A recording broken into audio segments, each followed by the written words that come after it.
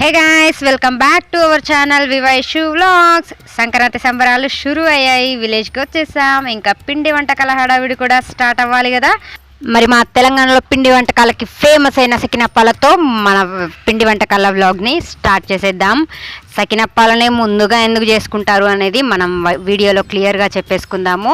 వీటిని కొన్ని ఏరియాస్లో చకిలాలు అని కూడా అంటారు, కొన్ని ఏరియాస్లో సకినప్పాలు అని అంటారు. సో ఏదేమైనా అవుట్పుట్ మాత్రం ఇలా ఉంటుందండి. ముట్టుకోగానే ఇలా విరిగిపోయేంత క్రిస్పీనెస్తో ఉంటాయి. సో వీటి కోసం మనం ముందుగా మనం రెగ్యులర్గా వాడుకునే బియ్యం కాకుండా దోశకి నానబెట్టుకుంటాం కదా బియ్యంని, దొడ్డు బియ్యం అని అంటారు కదా, వాటిని ఒక 6 నుండి 7 గంటల వరకు నానబెట్టేసుకొని వాటర్ ఏమీ లేకుండా కింద ఒక క్లాత్ వేసుకొని మరి డ్రైన్ చేసేసుకోవాలి. వాటర్ ఉన్నట్టయితే మళ్ళీ పిండి మిల్లులో ఆడించేప్పుడు సరిగ్గా ఆడదన్నమాట. సో మనం ఇలా నానబెట్టుకున్న బియ్యంని మనం గ్రైండర్లో కన్నా ఇలా మిల్లులో ఆడిస్తే బాగుంటుందన్నమాట.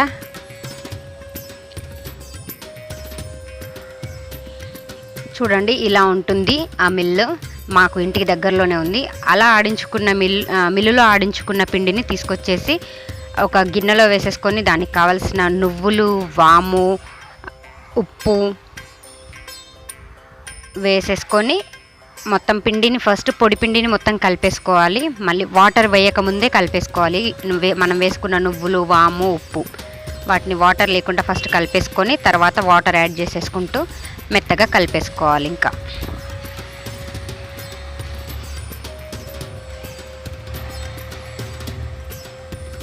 చూడండి, వీడియోలో చూపిస్తున్నంత ఇదిగా మెత్తగా కలిపేసుకోవాలన్నమాట.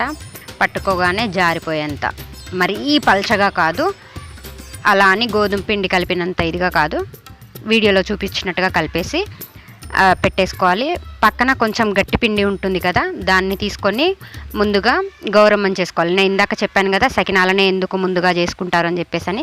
సో సకినాలను చేసుకునేప్పుడు ఏంటంటే ఇలా గౌరమ్మని చేస్తారనమాట. గౌరమ్మని ఎందుకు చేస్తారు అనేసి అంటే, రైతులు పంట చేతికి వచ్చాక చేసుకుంటున్న మొదటి పండగ కాబట్టి ఇలాంటి పిండి వంటకాలకి మా ఇంట్లో ఎప్పుడూ లోటు లేకుండా ఉండే విధంగా చూడు తల్లి అని మనస్ఫూర్తిగా ఒక కోరికను కోరుకుంటూ అలా పిండి గౌరమ్మని చేసి బొట్టు పెడతారనమాట. ముందుగా మన ఇంట్లో ఎవరైతే గౌరమ్మని చేశారో వాళ్ళు పెట్టేసుకొని తర్వాత గౌరమ్మకి పెట్టేసి ఇంకా ఇంట్లో వాళ్ళంతా బొట్టు పెట్టేసుకొని ఈ పండగ హడావిడంతా స్టార్ట్ అయిపోతుందన్నమాట.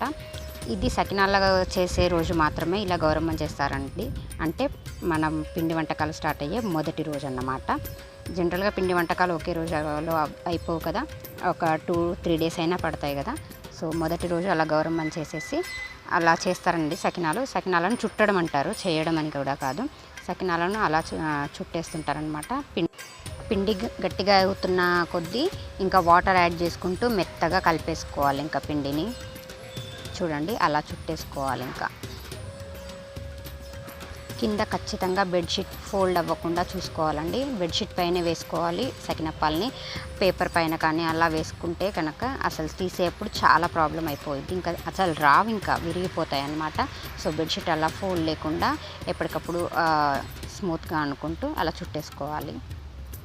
పిండిని కూడా అలా వాటర్ యాడ్ చేసుకుంటూ మెత్తగా కలిపేసుకుంటూ ఉండాలి.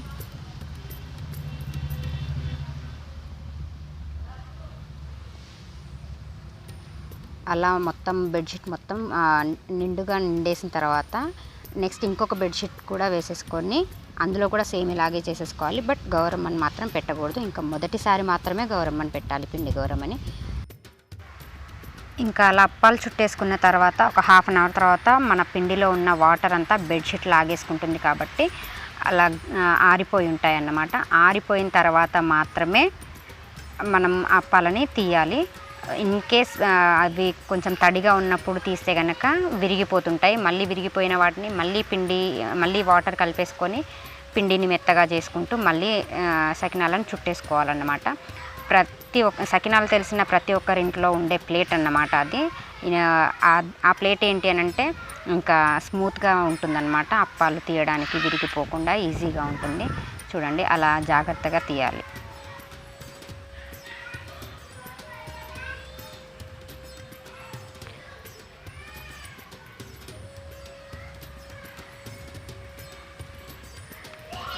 అలా తీసిన వాటిని ఆయిల్ బాగా హీట్ అయిన తర్వాత వేసేసుకోవాలి.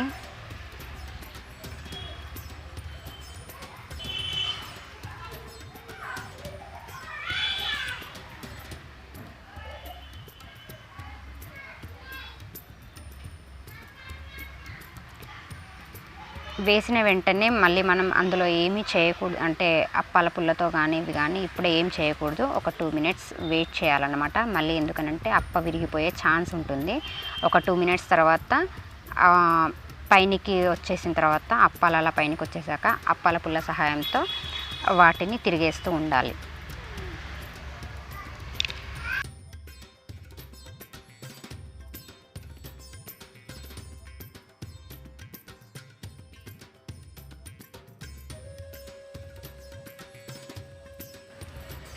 చూడండి అలా ఎర్రగా కాలిన తర్వాత అప్పాల పుల్ల మరొక అప్పాల పుల్ల తీసుకొని 2 అప్పాల పుల్లల సహాయంతో అలా తీసేసుకోవాలి. ఇంకా